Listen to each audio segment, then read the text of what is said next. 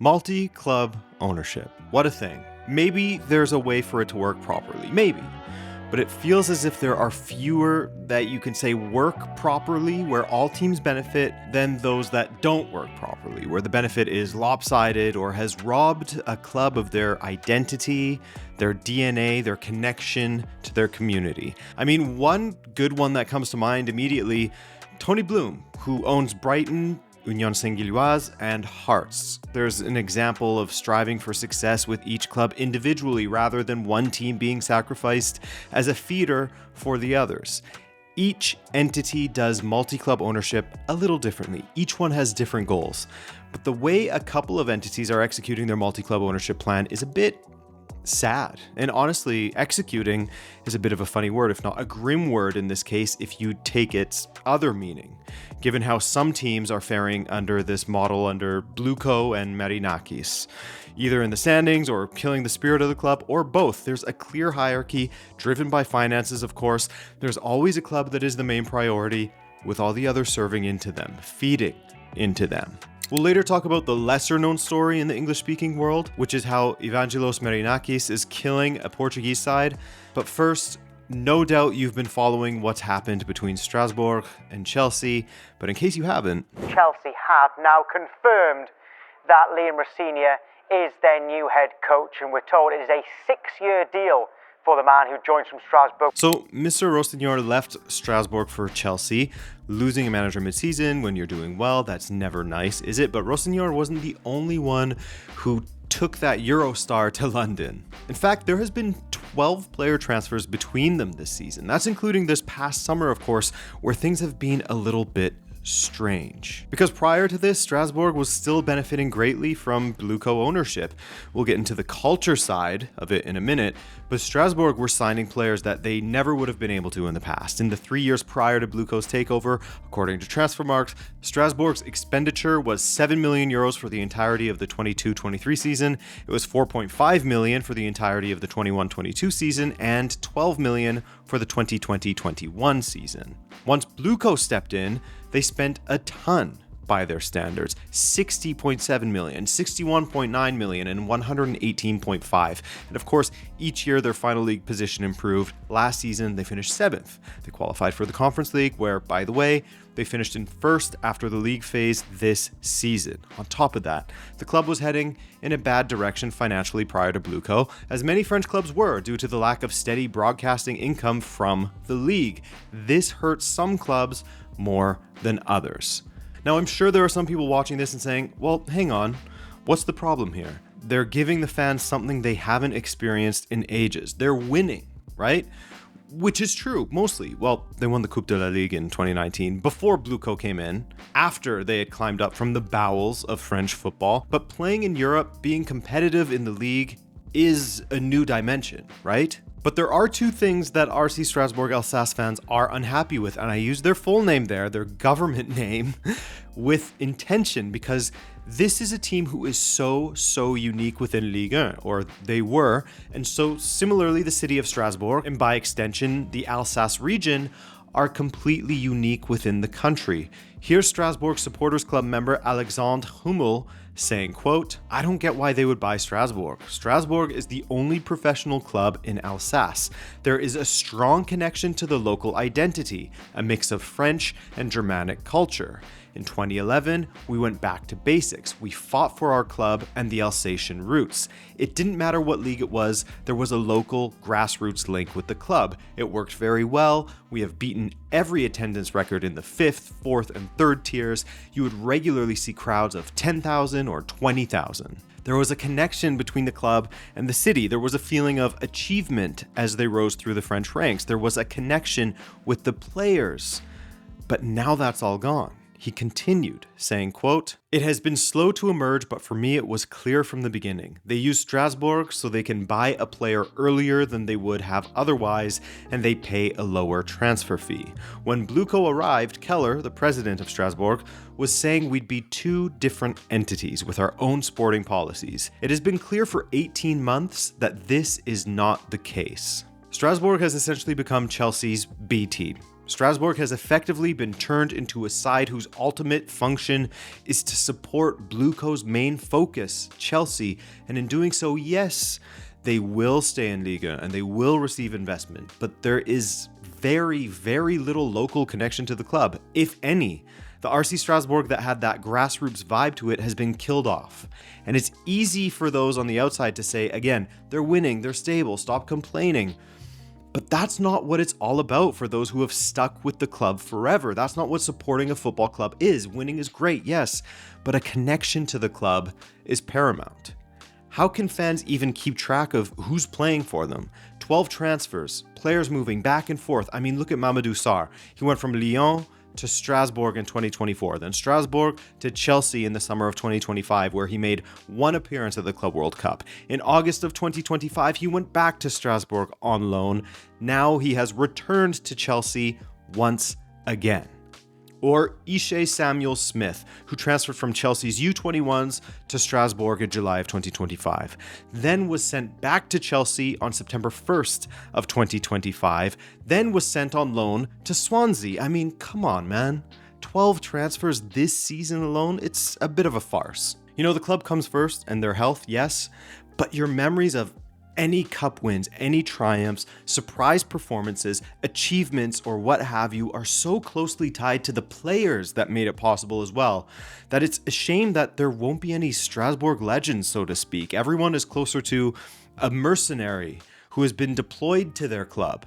It's all transient, everything is impermanent, everything is a quick affair. If you look at the player who has been with the club the longest within the current squad, that honor goes to Ismaël Doucouré, who joined Strasbourg in January of 2022. That was pre-BlueCo.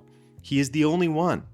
It's brutal, and I feel for their supporters. Anything nice can and will be taken from you and replaced with something else that may only last 6 months or a year. And just to be clear, BlueCo aren't the only ones that move players between clubs in their multi-club ownership model, but I find it hard to remember anyone doing it to this degree. 12 moves between two clubs in a single season is a pretty high bar to reach. Another guy who was guilty of this, amongst other things allegedly, the owner of Nottingham Forest, Olympiacos, and Rio Ave, Mr. Evangelos Marinakis.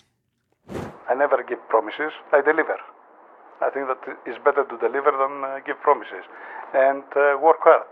Now, with his trio of teams, it's less obvious which one he favors the most. I mean, my guess would be Olympiacos, at least in his heart, while I imagine he also wants to do everything he can to keep Nottingham Forest in the Premier League and successful. That's a priority, as Nottingham Forest have seemingly been more immune to the in-house transactions, transfers from Marinakis' other teams. There's just one this season, at least, from Rio Ave to Nottingham Forest. Rio Ave was the last team he purchased back in 2023. And I think for the most part, Forest supporters, they're pretty happy with Marinakis for everything leading up to the season, maybe, where things have taken a bit of a turn. I mean, promotion to the Premier League after, 14 seasons consecutively in the Championship.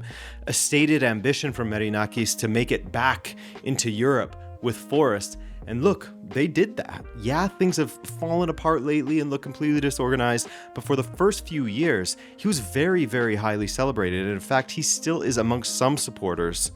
It's absolutely not unanimously against Marinakis, though tensions have grown a bit over the last 6 to 8 months. Olympiacos, I think for the most part, their supporters are happy with how he has run the club. I mean, they won a European title. They are serial winners. They are in the knockout stage of the Champions League. They won the UEFA Youth League, etc. Again, it's not unanimous support for how he runs the club because nobody ever truly has that anyway, right? But Olympiacos supporters see that he has done great things for them. But Rio Ave supporters have a much lower opinion of him after he bought them in 2023.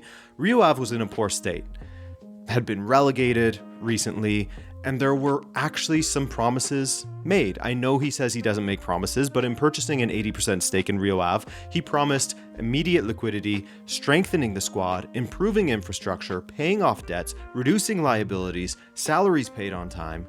The best thing they've received is some investment into the infrastructure as mentioned. A new stand for the stadium is being built.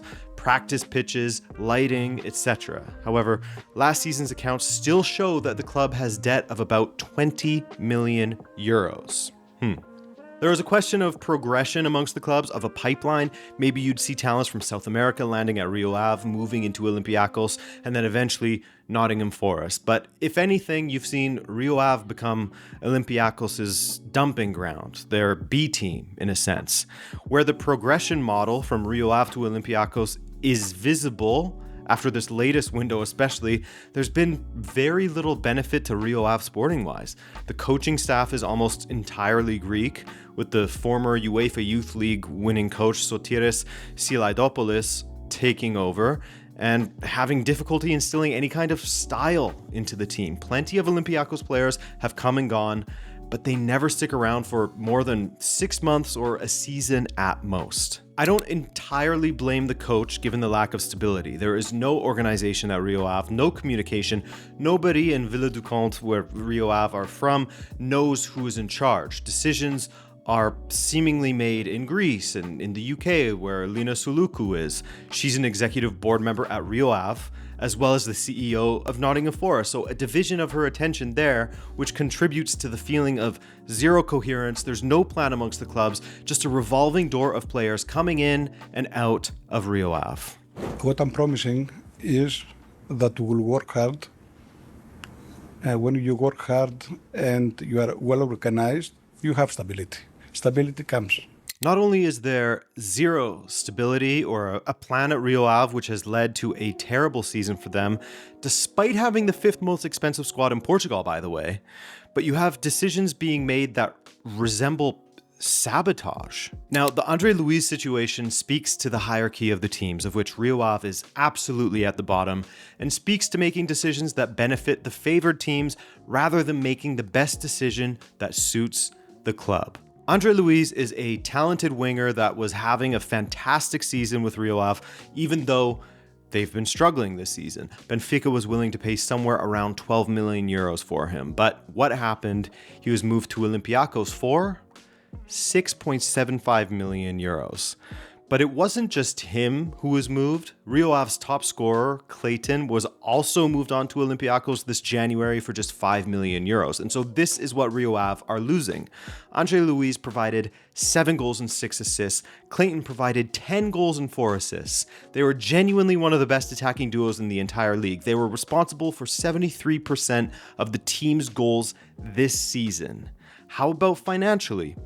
Remember, this is a team that is just barely above the drop zone in Portugal. This is also a team that needs to raise 20 million euros to pay off their debt, and they received just over 10 million for 2 of the best attackers in the league, of which they have to pay some to their 2 players' former clubs, so they don't even get that full amount. Who benefits? Olympiacos, at the expense of Rio Ave. When you look at their transfer dealings this season, it's similar to Strasbourg, and that Rio Ave could use an air traffic controller to keep track of all of the inbound and outbound players. 6 players left in the winter alone, 4 of which went to Olympiacos. 1 returned to Forest. 6 players arrived. So you take away their attacking duo that was genuinely keeping Rio Ave above the drop zone, keeping them alive.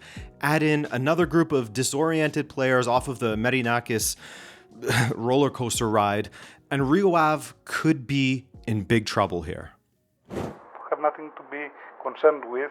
As I said, we're very confident. We know what we are doing, and what we want is to work hard and achieve victories. Question is, for who?